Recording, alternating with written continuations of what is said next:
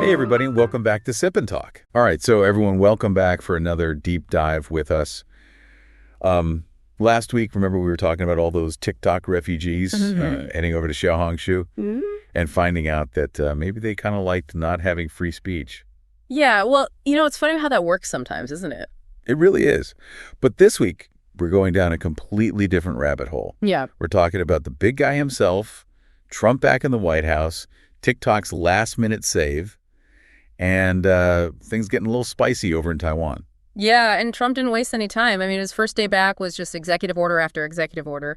Definitely set the tone for what's to come. Oh, yeah. Definitely a busy first day back. But let's start with the big news. TikTok was literally hours away from being banned in the U.S. Right. And then, poof, back online. Yeah, the Supreme Court actually upheld the ban. Oh, wow. So TikTok went dark, they shut down, and then suddenly they're back, thanks to Trump. I mean, I gotta hand it to him. That's a pretty dramatic move, even for Trump. He takes to his trusty Truth Social, announces he's delaying the ban for 90 days. Yeah, 90 days. And his reasoning. He's just protecting the American people's right to watch his inauguration. Yeah, that's one way to put it. Spin it. But really, it all comes back to national security. He's still worried about TikTok and their ties to China, and his solution is to make TikTok partner up with an American company, 50-50 ownership. So what does this mean for everyone who uses TikTok? What about the app stores? Well, right now it's just chaos. The app stores are scrambling to relist TikTok, and then you have potential buyers coming out of the woodwork.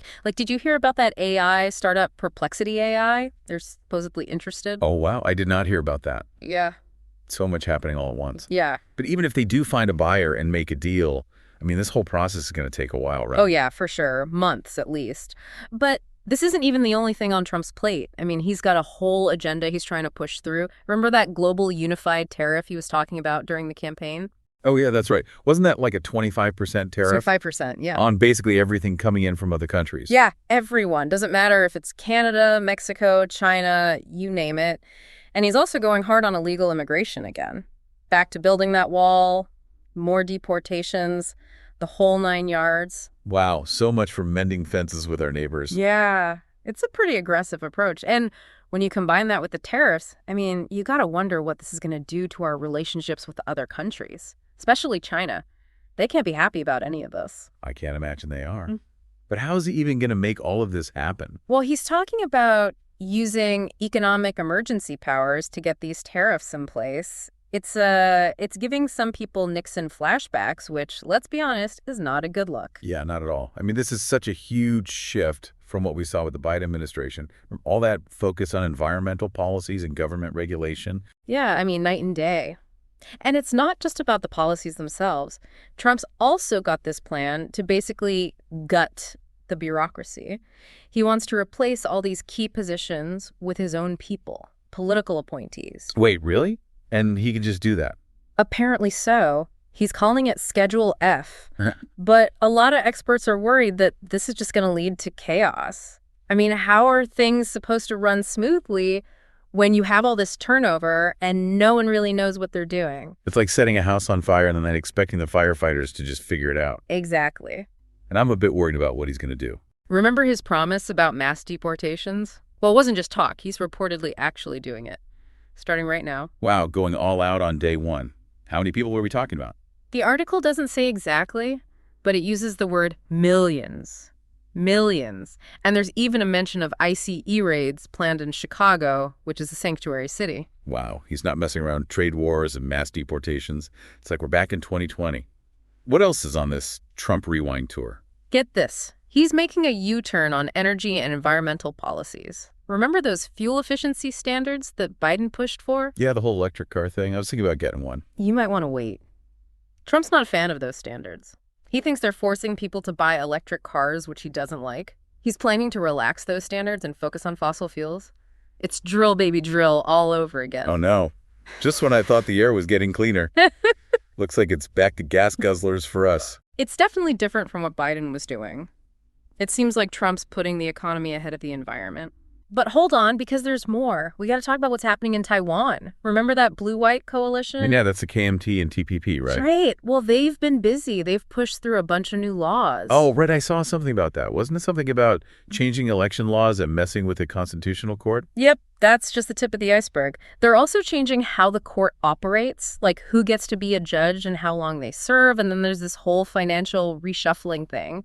Wait, financial reshuffling? What does that even mean? Basically, they're moving money around, changing budgets, shifting control of funds, and they're doing it all really fast without much explanation. So no surprise, people are pretty upset about it. Oh, yeah. They're saying the coalition is just steamrolling over democratic processes and ignoring what the people want. There are protests happening, calls for boycotts, even some talk of impeachment for some of the lawmakers involved. Wow, it sounds like a powder keg over there. Wow. But is this just politics as usual, or is there something more sinister going on? That's the big question, isn't it? Is this just political maneuvering, or could these moves actually be part of China's united front strategy? Oh, right. That's China's whole playbook for extending their influence around the world. It seems like Taiwan's going through some things that could make them vulnerable to China. Taiwan. Okay, now I'm intrigued. Tell me more about what's going on over there. Well, Taiwan has this unique situation. They have their own government, their own military. They're basically independent. Right. But China says Taiwan belongs to them. Exactly. And that's where things get complicated. China's been getting more aggressive lately, trying to show they're in control. Like what? What are they doing? Well, they're increasing their military presence near Taiwan, doing military exercises, sending warships through the Taiwan Strait. It's like they're saying, don't even think about independence. Wow, that's intense. Yeah. How's Taiwan handling all this pressure? They're in a tough spot. They need to stand up for themselves, but also avoid making China angry. And they have to deal with the U.S., which is their friend, but also has its own reasons for being involved. So it's like a balancing act. Yeah. They need to be smart about dealing with both sides. Exactly. And it's not just about military stuff. It's also about economics and diplomacy. Taiwan needs to have strong relationships with other countries, build a strong economy, and make sure their voice is heard in the world. That's a lot to handle for one small island. Yeah. But what about this blue-white coalition you mentioned? What do they have to do with all of this? That's where things get interesting. This blue-white group, which is in charge of Taiwan right now, is seen as being closer to China. Taiwan's politics are complicated. They have different groups with different ideas about how to deal with China. The blue-white group believes that being friendly with China is the best way to keep things peaceful. But wouldn't that give China more control over Taiwan? That's what some people are worried about. And it's become a bigger concern because of some new laws that the blue-white group is trying to pass. Oh, yeah, you mentioned those earlier. Tell me more. What are these laws and why are people worried? Well, there are a few that have caused protests and made people question whether Taiwan can really resist China. One is called the Finance Allocation Act. Some people think it could give China more power over Taiwan's economy. And then there's the Constitutional Court Act. Some people worry that this law could make it easier for China to influence Taiwan's legal system. Hold on. Are they basically making it easier for China to take over? It's not that straightforward. But these laws are definitely making people nervous about Taiwan's ability to stay independent. Well, think about it. If Taiwan starts looking unstable, if their government seems weak and divided, it makes them a much easier target for China. Oh, wow. So all this stuff happening in Taiwan, it could actually be playing right into China's hands. It's a possibility we can't ignore, especially when you consider how vulnerable Taiwan already is to economic pressure and military threats from China.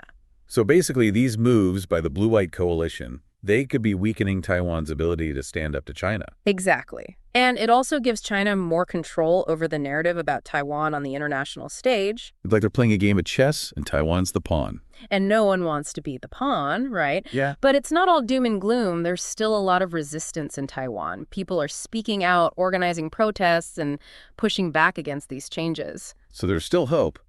But man, this is a lot to digest. TikTok, Trump, Taiwan.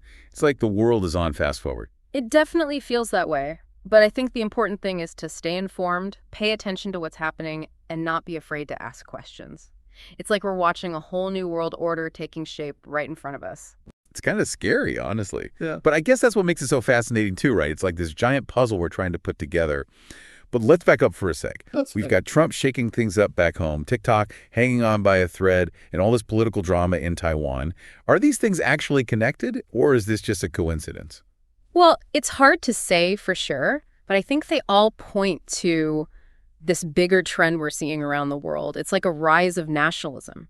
You know, countries are getting more focused on themselves and their own interests, and that's causing a lot of friction on the global stage. So it's like everyone's trying to grab as much power as they can before everything changes. Exactly. It's like the old rules don't apply anymore, and no one knows what the new rules are going to be. So you have all these countries trying to figure out how to survive in this new world order. Okay, so that makes sense. But what does that mean for everyday people like us? Are we just stuck watching this all play out? Well, I think the most important thing we can do is stay informed and engaged. We can't just bury our heads in the sand and hope it all goes away. We have to understand what's happening and why it matters. I get that. But how do we even keep up with everything that's going on? I mean, the news is just a constant fire hose of information. It can be overwhelming, for sure. But there are ways to filter through the noise. You know, find reliable news sources, fact-check what you read, and talk to people who have different perspectives. So it's like we have to become our own personal news editors. Pretty much. We need to be critical thinkers and not just take everything we see and hear at face value. Okay, so once we have a better understanding of what's happening, what then? What can we actually do about it? Well, knowledge is power, right? So once we know what's going on, we can start taking action. We can contact our elected officials, support organizations that align with our values, and just use our voices to advocate for change. I agree. And that's what we're trying to do here on Sip and Talk, create a space for open and honest discussions about important topics. We may not have all the answers, but by talking to each other and sharing our thoughts, we can better understand the world. That's a great way to put it. Even if we can't solve all the world's problems over a drink, at least we can try to make sense of things together. Exactly. And maybe our conversations on Sip and Talk will encourage other people to have these discussions too. Maybe we can start a trend of curiosity and engagement that spreads everywhere. Now that's a goal I can get behind. A world full of people who are curious and want to understand each other. Me too. So to everyone listening, keep sipping, keep talking, and keep your minds open. The world is complicated and always changing. But together we can face these challenges and create a better future for everyone. I'll drink to that. Thanks for joining us on this journey. We'll see you next time on Sip and Talk. I just want to give another shout out to Micky from Mickytolife.